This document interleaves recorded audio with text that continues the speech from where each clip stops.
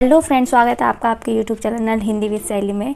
तो आज जो है हम हिंदी साहित्य इतिहास लेखन की परंपरा सीरीज़ को आगे बढ़ाते हुए हिंदी का आदि कवि और हिंदी की पहली रचना को जानेंगे और किस इतिहासकार ने किस कवि को प्रथम माना है उसके बारे में जानेंगे। लास्ट वीडियो में जो है हमने हिंदी के इतिहासकारों के बारे में जाना और उनके काल विभाजन और नामकरण को जाना। अगर आपने लास्ट वीडियो नहीं देखी हो तो आप प्लीज़ उसे देखें और आगे कंटिन्यू करें। तो आज की इस वीडियो को हम आगे बढ़ाते हैं कि हिंदी का आदि कवि और हिंदी की पहली रचना किसे माना गया है। तो चलिए शुरुआत करते हैं। हिंदी का कवि एक विवादास्पद प्रश्न है। विभिन्न साहित्यकारों ने अलग अलग कवियों को जो है हिंदी का प्रथम कवि माना है, जो निम्न अनुसार है। शिव सिंह सेंगर जी जो है प्रथम जो है पुष्पदंत या पुष्प या पूर्ण कवि को कहते हैं। किसको कहते हैं? पुष्पदंत या पुष्प या पूर्ण कवि को कहते हैं। रामकुमार वर्मा जी ने जो है स्वयंभू को माना है, जिनका समय इन्होंने 783 ईस्वी माना है। ये सबसे ज़्यादा इम्पोर्टेंट है, ये सबसे ज़्यादा पूछा जाता है कि शिव सेंगर जी ने किसको प्रथम कवि माना, तो किसको माना? पुष्पदंत को। इस जो सीरीज है ये हिंदी का आदि कवि, इसमें से 2 से 3 क्वेश्चन बनते ही बनते हैं। यह पूछा जाता है कि किस इतिहासकार के द्वारा कौन सा कवि पहले माना गया और उनका समय क्या था। तो शिव सेंगर जी ने पुष्पदंत या पुष्प या पूर्ण कवि को माना। रामकुमार वर्मा जी ने स्वयंभू, जिनका समय 783 ईस्वी, उसे माना। आगे देखें हम। राहुल सांस्कृतिक जी ने जो है सरहपा और सरहपात को 759 ईस्वी समय मानकर जो है प्रथम माना। परंतु शुक्ल जी क्या कहते हैं? उनका समय 633 ईस्वी विक्रम संवत मानते हुए 690 माना है। अतः इसी आधार पर जो है उन्होंने 8वीं शताब्दी की बजाय 7वीं शताब्दी से सिद्धों की रचनाओं में अपभ्रंश के पदों की प्राप्ति को माना है। वह क्या कह रहे हैं आचार्य रामचंद्र शुक्ल जी कि उनका समय जो है किसका? सरहपा का, जिसका उनका समय क्या है? 633 ईस्वी और विक्रम संवत में क्या दिया है? 690। तो उन्होंने इसी को आधार मानते हुए 8वीं शताब्दी की बजाय, किसकी जगह? 8वीं शताब्दी की बजाय 7वीं शताब्दी जो है उनको सिद्धों की रचना में अपभ्रंश के पदों की प्राप्ति को माना है। आगे हम देखें, राहुल सांस्कृतिक जी ने 7वीं शताब्दी के कवि सरहपात को हिंदी का प्रथम कवि माना है। वे 84 सिद्धों में से एक है। कहाँ है? 84 सिद्धों में से एक है। यहाँ पे 3 क्वेश्चन बन जाते हैं आपके कि राहुल सांस्कृतिक जी ने किसको प्रथम कवि माना, तो किसको माना? सरहपात को।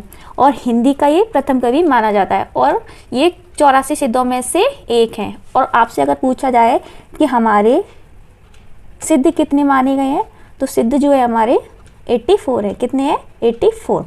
आगे देखते हैं हम। गणपति चंद्र गुप्त जी ने जो है शालिभद्र सूरि जी को है प्रथम माना है। किसको? शालिभद्र सूरि जी को। आपसे पूछा जाएगा कि गणपति चंद्र गुप्त जी के अनुसार प्रथम कवि कौन है, तो वो कौन है? शालिभद्र सूरि जी। गणपति चंद्र गुप्त जी जो है उन्होंने शालिभद्र सूरि को हिंदी का प्रथम कवि मानते हुए स्वीकार किया और गुप्त जी ने भारतेश्वर बाहुबली रास को हिंदी की प्रथम रचना मानते हैं। किसको? भारतेश्वर बाहुबली रास को हिंदी की प्रथम रचना कौन मानते हैं? गणपति चंद्र गुप्त जी। आपसे पूछा जाएगा कि भारतेश्वर बाहुबली रास को पहली रचना किसने माना है, तो गणपति चंद्र गुप्त जी ने माना है। और इसका रचना काल क्या है? 1184 ईस्वी। क्या है इसका रचना काल? 1184 ईस्वी। इसे आप याद रखें कि भारतेश्वर बाहुबली रास का जो रचना काल क्या है? 1184 ईस्वी। आगे जो है आचार्य हजारी प्रसाद द्विवेदी जो है अब्दुल रहमान जी को प्रथम कवि मानते हैं। किसको? अब्दुल रहमान जी को। इनका अन्य नाम है अधुमार, जिनको 12वीं का उत्तरार्ध एवं 13वीं का आरंभ माना गया है। क्या? 12वीं का उत्तरार्ध और 13वीं का आरंभ माना गया है। नेक्स्ट जो है बच्चन सिंह जी के बारे में जाने, तो इन्होंने जो है बच्चन सिंह जी ने विद्यापति को क्या माना है? प्रथम माना है। क्या माना है? बच्चन सिंह जी ने विद्यापति को प्रथम माना है। चंद्रधर शर्मा गुलेरी जी ने राजा मुंज, जो 10वीं शताब्दी इनका समय बताया है, इनको क्या माना है? प्रथम माना है। आचार्य रामचंद्र शुक्ल जी जो है राजा मुंज, राजा भोज, शुक्ल के को माना है और शुक्ल जो है उनके अनुसार जो है राजा मुंज और राजा भोज के समय 993 ईस्वी। कब? 993 ईस्वी से पुरानी हिंदी का क्या माना जाता है? प्रयोग साहित्य में हुआ। कब से हुआ? 993 ईस्वी से पुरानी हिंदी का प्रयोग हुआ माना जाता है। अब जो है हम आगे बढ़ते हैं। शुक्ल के अनुसार जो है प्रथम महाकवि कौन है? चंद्रवरदायी। कौन है? प्रथम महाकवि चंद्रवरदायी है। विशेष सामान्य दृष्टि से हिंदी का प्रथम कवि कौन है? सरहपा है। कौन है? सरहपा। क्योंकि सरहपा की भाषा में हिंदी के शब्द क्या देखे जाते हैं? स्पष्टता देखे जा सकते हैं। उनका एक दोहा है, जहाँ मन पवन ना संचरई, रवि शशि ना पावेश, तही वट चित्त विषाम करूं सरे कही उवेश।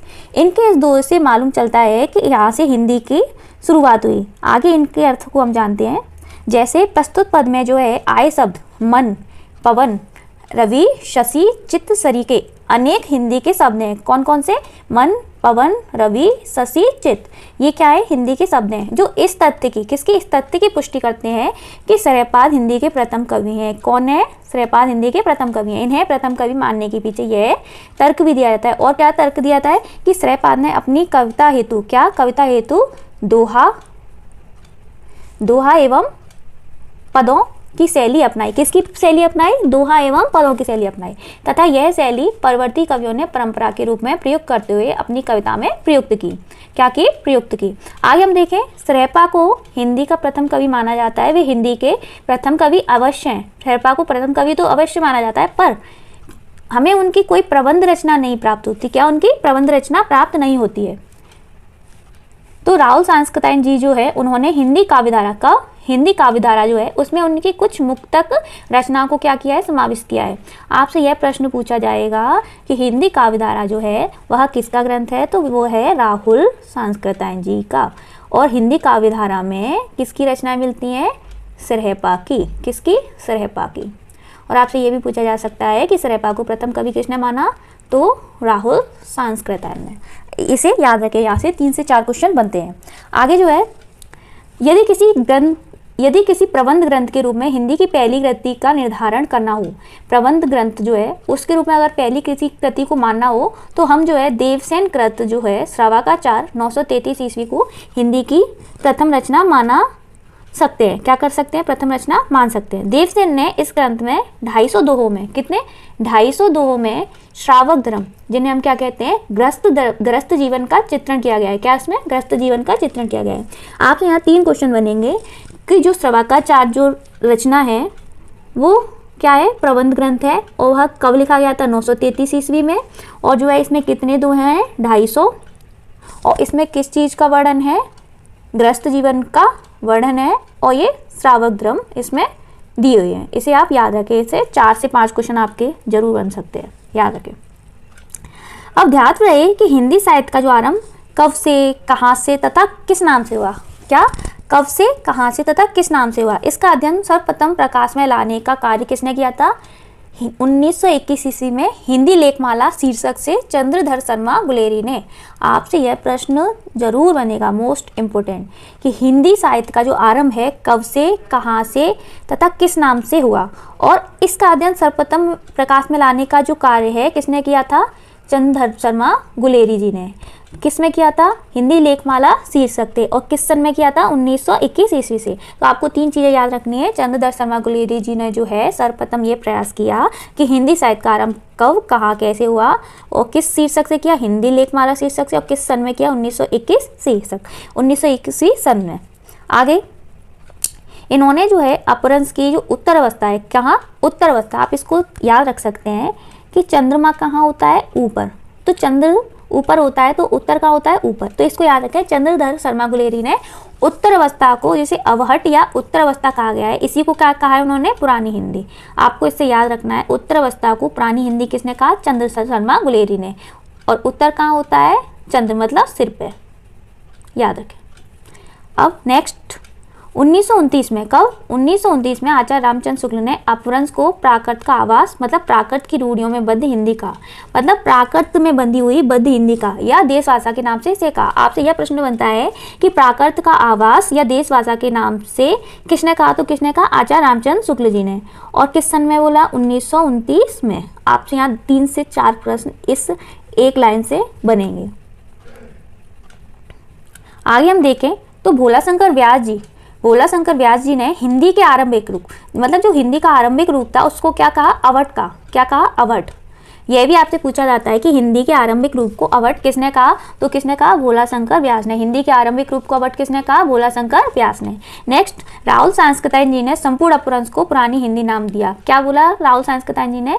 संपूर्ण अपभ्रंश को पुरानी हिंदी नाम दिया। आपको याद रखना है कि संपूर्ण अपभ्रंश को पुरानी हिंदी नाम किसने दिया? तो राहुल सांस्कृतिक जी ने। एवं इन्होंने हिंदी का प्रथम कवि किसे माना? श्रेयपा को माना। तो आपको 2 चीज़ें याद रखनी है कि हिंदी का प्रथम कवि किसे माना? श्रेयपा को। और हिंदी की प्रथम रचना किसे माना गया? देवसेन कृत श्रावकाचार को, जिसमें 250 दोहों में उन्होंने श्रावक धर्म का प्रचार किया था। तो यहाँ पर जो है हमने हिंदी के आदि कवि, किस इतिहासकार ने किस कवि को प्रथम माना, उनका समय, यह सब जाना। नेक्स्ट वीडियो में जो है हम हिंदी साहित्य लेखन की परंपरा सीरीज़ की PYQ सीरीज़ लेके आएंगे, जिसमें हम इनके क्वेश्चंस को सॉल्व करेंगे और उसमें से किस किस टॉपिक से कितने क्वेश्चन बनते हैं इसको जानेंगे। तो इस क्लास को हम यहीं समाप्त करते हैं, आगे की क्लास को हम कल कंटिन्यू करेंगे। तो आज की क्लास आपको पसंद आई हो तो लाइक शेयर सब्सक्राइब करें, और आपको अगर कोई भी राय देनी हो तो कमेंट बॉक्स में ज़रूर बताएं। Thank you. राधे राधे।